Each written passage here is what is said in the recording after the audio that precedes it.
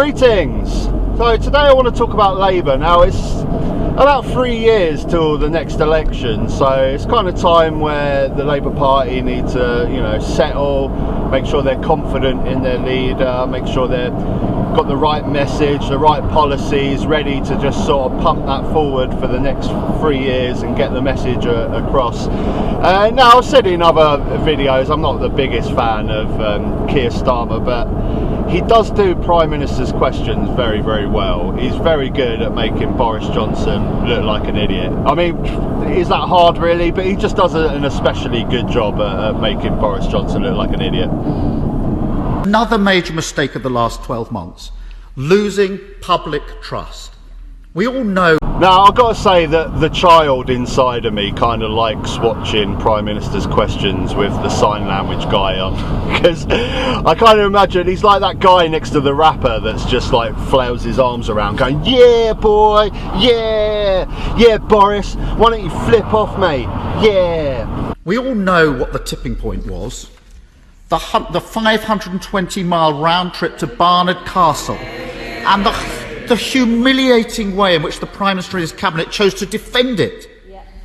And now we learn that while the Prime Minister and the Chancellor are telling the armed forces, police officers, care workers and firefighters that they will get a pay freeze, Dominic Cummings has been handed at least a £40,000 pay rise. How on earth does the Prime Minister justify that?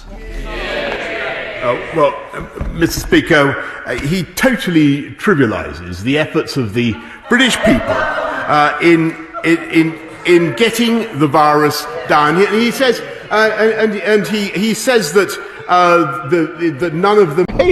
He doesn't even answer the question. He's like, blah, blah, blah. He's just trivialising the virus. He asked you about whether you think it's fair that Dominic Cummings is receiving a £40,000 pay rise and nurses, firefighters, military servicemen are not. It just bumbles through it. It's just hilarious. Even the people in the Commons are laughing at him. So yeah, he's bloody good at PMQs. He is Starmer. The only problem is, no one watches Prime Minister's questions. Who watches it? I little clips on YouTube now and again, but I ain't got the time for that. Who's got the time for that? We're working, we're busy, we've got families to raise. So that being said, I guess Labour's tactic in current form for the next election is, I guess, to just completely destroy the Conservative Party over their handling of the coronavirus. And to be fair, it's probably not a bad tactic. They've got plenty to go on. I mean, they've been so ridiculously incompetent. But are they still going to face the same problems? Can they win an election on that? Can they get voters back like this gentleman here? Do you think Labour have abandoned towns like Darlington? I've just been in the market hall. Have you been in there? It's like a ghost town. It's disgusting. I like Darlington as a shopping town. I've come here for Christmas shopping and I've been in there. And it's like death man, look. It's like a mortuary. There's nothing there anymore. Look at the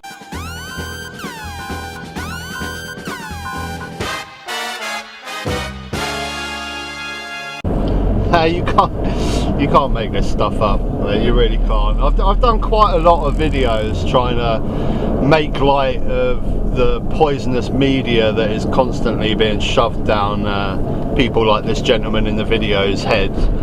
And I don't know, does it come to a point where you just think people like him are just beyond saving? I mean, the guy is blaming Labour for the problems in Darlington, how the city centre is falling apart and there's no opportunities. He's blaming Labour, and they have a Conservative MP, but most importantly, they've had a Conservative government for the last 10 years. They're the ones that determine funding to places like Darlington. This is the vote share that Labour are trying to win, right? They're trying to get back that red wall in the north that they call it. But for me, I just think these guys are beyond saving, right? Let them vote Conservative. Would it be more beneficial to chase the sort of pro-European Conservative vote, because they're out there, and 48% of this country voted to stay in the European Union, and it kind of baffles me that this 48% has never been utilised. I don't know where that 48% is now. We've probably had a few people leave it, but probably as more and more youngsters turn 18, we've probably had a lot go into it. Also, you need to ask the question, how much of that 48% are passionate? How many of that 48% voted, well, I don't know too much about the subject, but better the devil you know, or maybe a lot of that 48% are probably not bothered about the subject now and think maybe, look, we need to move on. But it's got to be a big percentage. 48% of the country, you can, even if some of that has gone away, you can win an election on that. I know there's problems with constituencies and how much of that 48% lies in which constituency, but it's a massive chunk of the country. And I think the way that the Labour Party are going at the moment, I don't know, maybe they can win an election with just a mandate of just completely destroying the Conservative Party over there, handling a COVID. I mean, they've got a hell of a lot to go on. But for me, it still doesn't solve that major problem in the Labour Party with the divide. The centre-left divided with the more socialist Jeremy Corbyn style politics. That's still there, and it's not going to be solved. And half the party do not like Keir Starmer.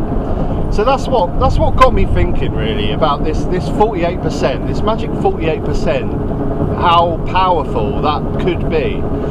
And if you married that with the young socialist vote, bearing in mind Jeremy Corbyn's so close to winning an election in 2017.